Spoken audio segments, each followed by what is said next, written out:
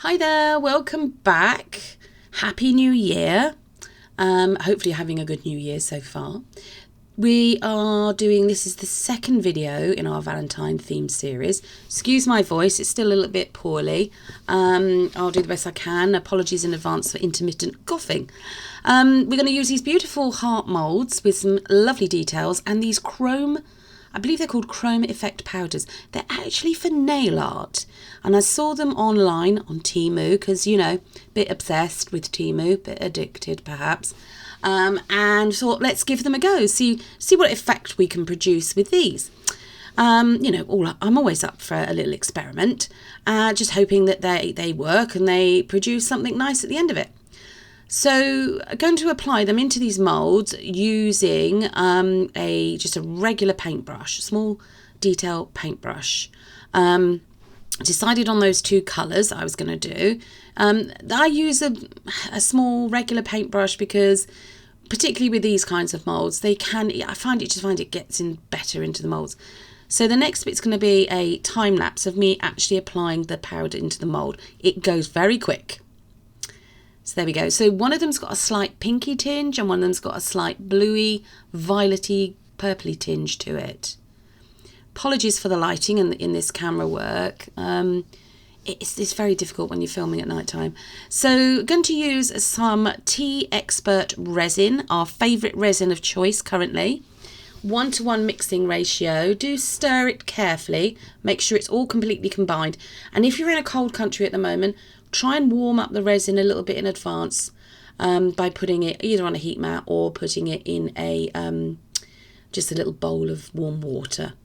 So we're going to also use these beautiful acrylic inks. Now, shout out to the lady from Pouring Your Heart Out, which is the lady that I've seen watching. She's a brilliant resin artist, and I have seen so many of her videos where she uses these acrylic inks, and they're beautiful, vivid colours. I actually purchased these to do a different project, not this one, but I thought, do you know what? Can't wait to use them, so why the hell not?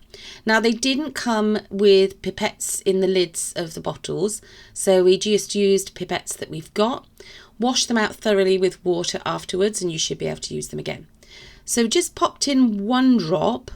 Going to pop in another couple because it's not quite as vivid or as deep in colour as I wanted. There we go. So that's another drop.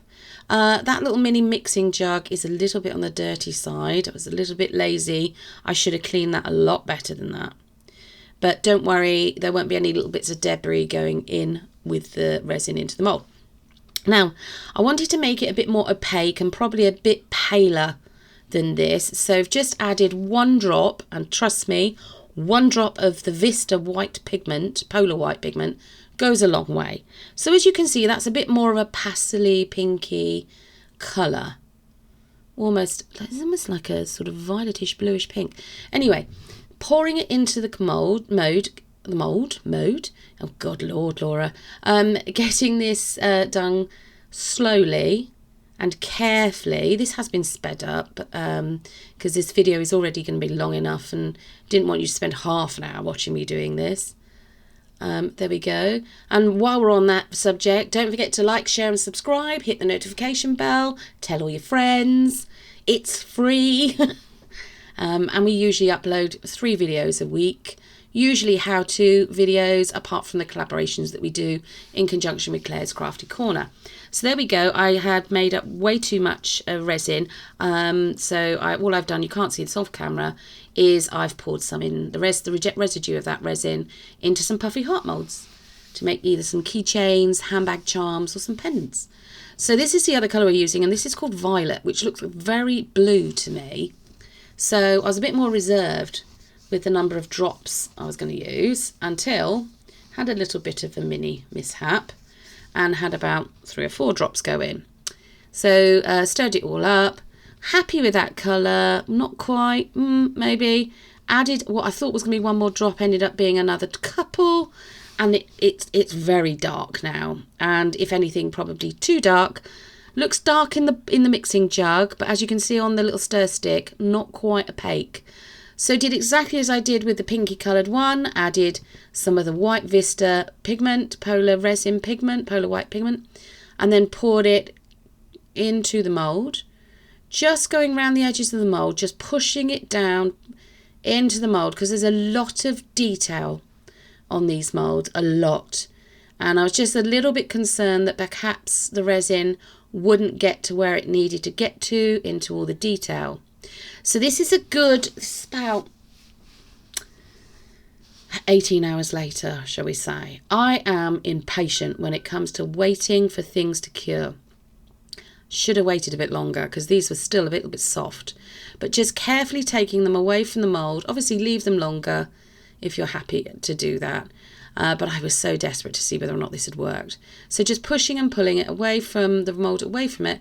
The moulds come out quite clean, and oh my goodness, there's a lot of detail there in that mould. It looks like there's 3 roses and some other lovely little like daisy type flowers. Filigree almost in design, I would say. And you can see just on the highlights of some of those petals, the pinky chromy coloured powder. So just demoulding now the bluey, violety bluey coloured one. Again, push and pull away from the mould, or the mould away from that, and you see it nice and clean. And wow, blue, in case you didn't know, is actually my favourite colour. And you can see this. I mean, it's almost got like a bit of a chameleon effect. In fact, I probably had a better result with these as a chameleon effect rather than when I made the brooches in the previous video with actual chameleon powders. So there we go. Look, they look absolutely beautiful. And as I say, you could make these into handbag charms. You could make them into key rings, pendants, brooches, whatever you wish. We've got some overspill there, so I will actually be trimming that off. And there you go. There is one of the heart brooches that we made from the previous video. Link in the description below, or at the end of this video, you'll see it. So yeah, you could just fix your brooch back to the back of these, and you've got another couple of lovely little brooches. Of course, you're not restricted to doing them in these colours. You can do them in any colour you want. So, you know, if you're a fan of reds, deep reds and things like that, then you could do them in that, or yellows even. So just thought, I'm going to see what happens if you apply a bit more of this chrome effect mica powder, and see if we can get it just to pop a bit more on those roses. And it did. But then obviously in doing that, you then got the worry that it's going to rub off on hands or clothing, and obviously you don't want that. Plus I was a little bit concerned because some of this does look quite delicate and obviously fragile, so I wanted to make it a bit more robust. You know, not that a pendant is usually going to come up against a lot of wear and tear, but you don't want someone being disappointed saying, oh, well, this bit's just broken off after they've only had it for, a short time. So there's just a close-up of the bluey lavendery coloured one. It's a lot of detail. If anything, actually, it looks almost like it's been hand-piped. Like you see talented cake decorating artists. They do also look like a little bit like little mini cabbages too. But quite pleased with the results so far. So actually what I'm going to do, I made the decision. I thought, in for a penny, in for a pound. Let's seal it. And the best way of sealing them, I thought, was using some UV resin. And to apply it, I'm going to use what you can see there, which is the silicone tipped paintbrush and some UV resin. So it's just a case of applying the resin. Now this has been sped up. I am wearing gloves.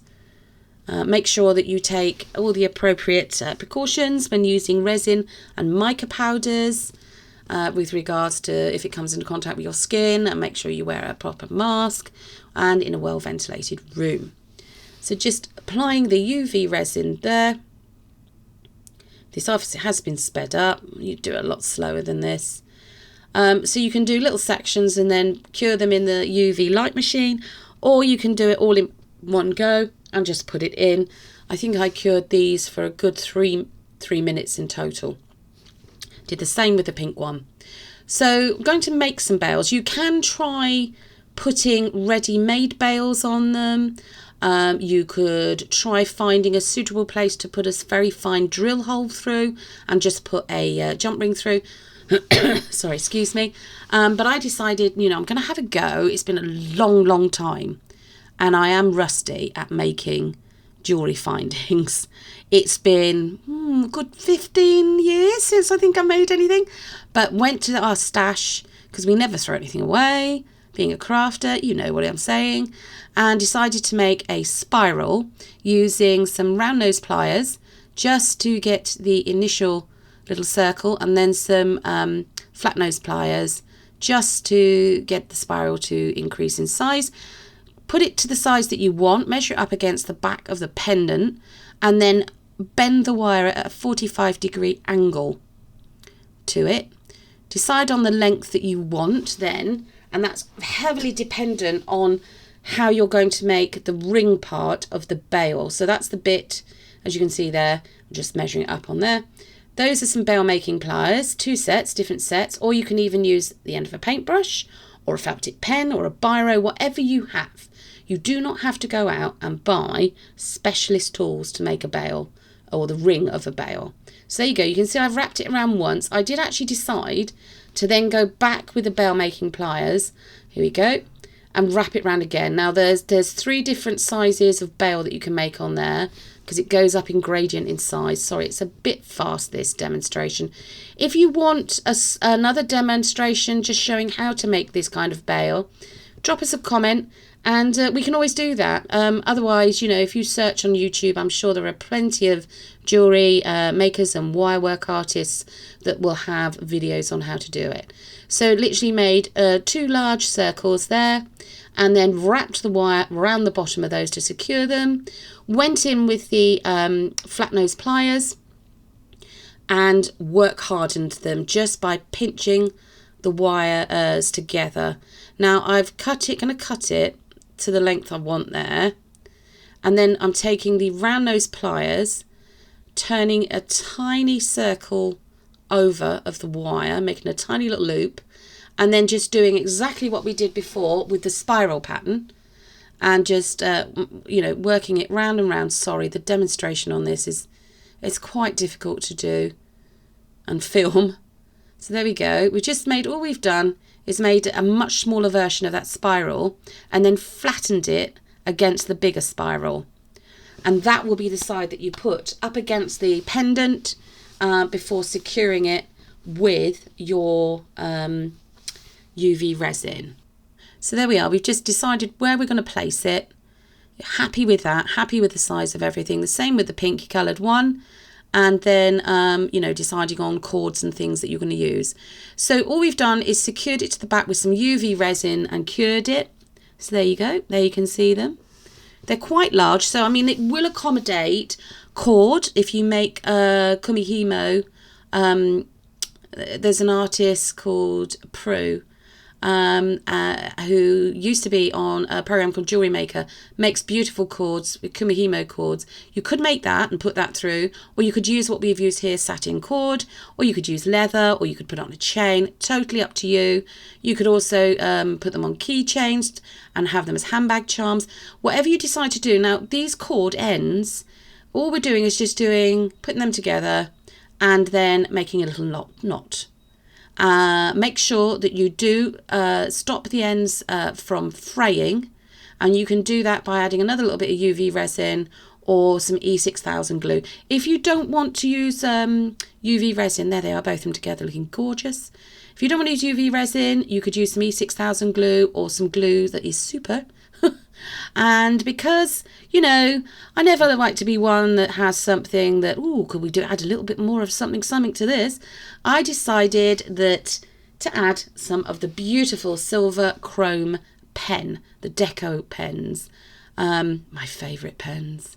And I think, personally, obviously because I've done this to these, it just gives it that extra little bit of a pop. It almost looks like they've been outlined in real silver. So there you've got the pinky coloured one and the bluey lavendery coloured one together. Excuse my dirty fingers from the chrome paint pen. But there's the 2 of them together. Obviously let them dry but I think they look beautiful. Absolutely beautiful. So here's the end shot for you. Hope you've enjoyed this video. Please like, share and subscribe. Hit your notification bell. Help us develop our channel. We're trying to get towards 1,000 subscribers. Take care.